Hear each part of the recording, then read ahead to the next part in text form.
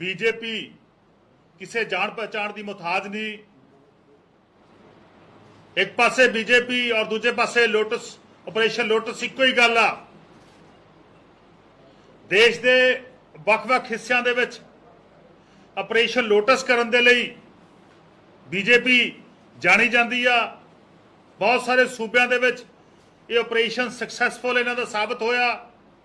पहली बार जेकर बीजेपी ਨੂੰ रोकया गया, जेकर बीजेपी ਦੇ इस ऑपरेशन लोटस ਨੂੰ तहस नहस किया गया, ऑपरेशन लोटस का रथ रोकया गया, तो आम आदमी पार्टी ने रोकया। पहली बार दिल्ली दे विच साडे पार्टी के सुप्रीमो अरविंद केजरीवाल जी ने, अरविंद केजरीवाल जी के जानबाज सिपाहियां ने वो रथ रोकया और ये जिहड़ा ऑपरेशन लोटस की दिल्ली फेल होया। और उस तो बाद यही अटैम्प्ट बीजेपी ने पंजाब की और पंजाब विच अरविंद केजरीवाल जी के साथी पंजाब के मुख्यमंत्री सरदार भगवंत सिंह मान जी की अगवाई वाली सरकार के MLA साहबान तोड़न का यतन इस ऑपरेशन लोटस के तहत बीजेपी ने करने की कोशिश की। ऑपरेशन लोटस दूजी बार पंजाब के लोगों ने तोड़िया, पंजाबियों ने तोड़िया, आम आदमी पार्टी ने तोड़िया और फेल किया। ऑपरेशन लोटस आम आदमी पार्टी के उत्ते कामयाब नहीं होया। ऑपरेशन लोटस कांग्रेस पार्टी ते कामयाब होया। ऑपरेशन लोटस के तहत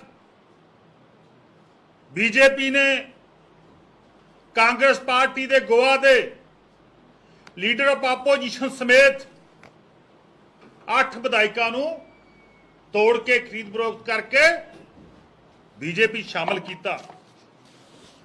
बिल्कुल जो असी ऑपरेशन लोटस का खुलासा किया सब तो पहला दिल्ली और उस तो बाद पंजाब विच उस समय के दौरान ये ऑपरेशन लोटस जिहड़ा वो गोवा कामयाब होया, गोवा सक्सैसफुल होया।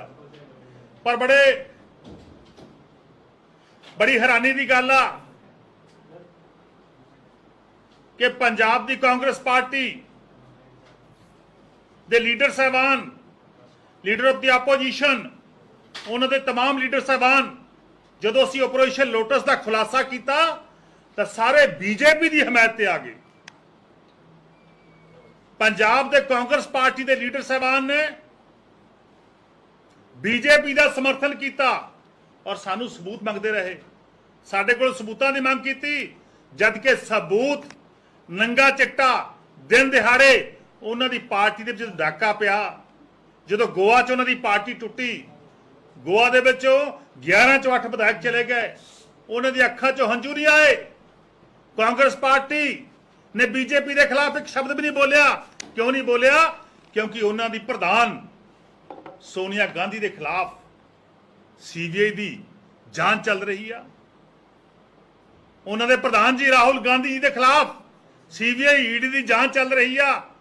सो कोई भी नहीं बोलिया, बल्कि सबूत सातों पुछते रहे, जबकि दिन दिहाड़े उन्होंने विधायकों को तोड़न का काम शरेआम बीजेपी गोवा च करती रही।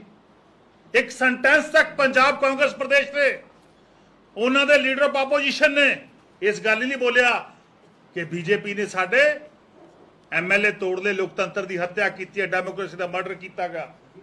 इतों पता लगता गा, क्योंकि सारे जानते हैं कि कांग्रेस पार्टी जी ने 5 साल पंजाब में पहला राज किया, उहदे बहुत सारे MLA, बहुत सारे साबका वजीर, उन्होंने साबका मुख्यमंत्री वो बीजेपी दे विच नेगे। बहुत सारे वजीर, बहुत सारे साबका MLA, साबका वजीर कांग्रेस पार्टी के जिन्होंने 4.5 साल 5 साल पंजाब में राज किया, अज जो बीजेपी का हिस्सा ने। अज भी बहुत सारे कांग्रेसी, उन्होंने अद्धियां तो वध परिवार, उन्होंने परिवारों के मैंबर वो भी बीजेपी का हिस्सा ने। इसका मतलब कि लगातार पंजाब की कांग्रेस पार्टी बीजेपी नूं बचाउंदी नजर आ रही है। बीजेपी की प्रोटैक्शन दे विच आ, बीजेपी के नाल खड़ी आ, बीजेपी की बी टीम वजों काम कर रही है कांग्रेस पार्टी पंजाब विच। एक पासे देश दे विच लोकतंत्र की डेमोक्रेसी का मर्डर बीजेपी कर रही है और दूजे पासे कांग्रेस पार्टी का समर्थन कर रही है, अकाली दल का समर्थन कर रहा है। क्योंकि इन्हां पार्टियां का पुराना इतिहास रहा, इन्हां पार्टियां की हिस्टरी रही आ कि जो सत्ता च होंदियां नेगियां अकाली दल उधर चल जाते हैं, कांग्रेस वाले उधर आ जाते हैं, एक दूजे वाल आदान प्रदान, एक दूजिया पार्टियां दे विच जाण दा इन्हां दा इतिहास रहा, चाहे वह कांग्रेस पार्टी आ, चाहे अकाली दल हैगा, चाहे बीजेपी हैगी। यही गल आ कि इस खरीदो फरोख्त के समय उन्होंने इस खरीदो फरोख्त नूं भन्निया नहीं, भंडिया नहीं हैगा, इस दे खिलाफ सेंटेंस नहीं बोलिया हैगा, बल्कि बीजेपी का समर्थन कीतागा। मैं अकाली दल नूं, मैं कांग्रेस पार्टी नूं पुछना चाहुंगा कि तुहाडा विश्वास लोकतंत्र चों खत्म हो गया? कि तुसी लोकतंत्र दे हमायती रही रहे?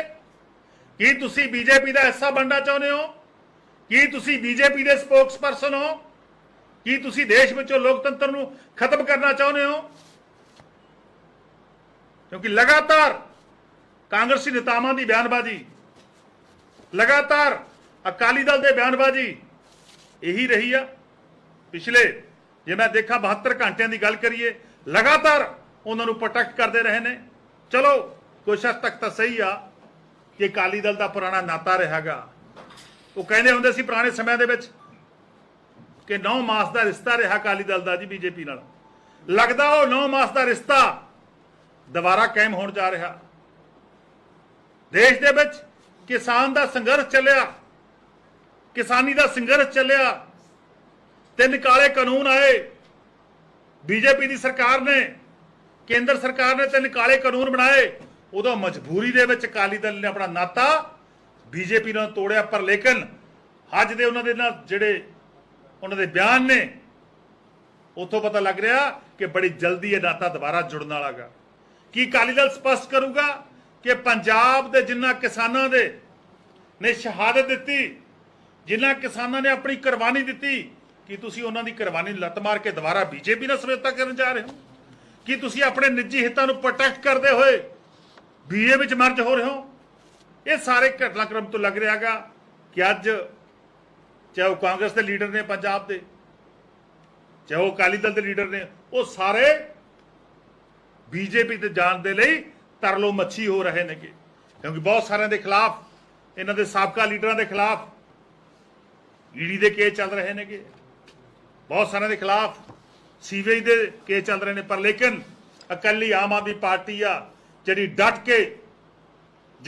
के बीजेपी का मुकाबला कर रही है, जिहड़ियां बीजेपी दी गलत नीतियां का मुकाबला कर रही है, बीजेपी के इस लोकतंत्र के घाण के खिलाफ जिहड़ी डट के खड़ी आ।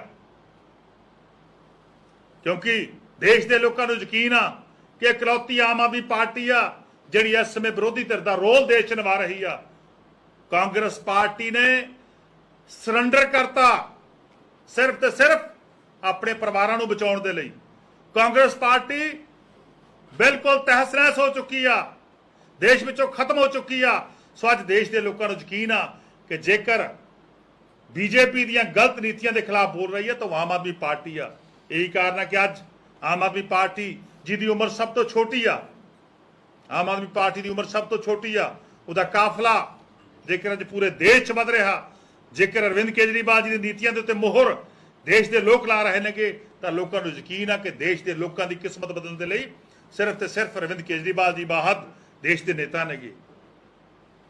सो मेरा कहने का भाव, मैं उन्होंने पूछना चाहूँगा जिहड़े साथी अज कुछ बीजेपी के मानयोग गवर्नर साहब को मिल के आए हैं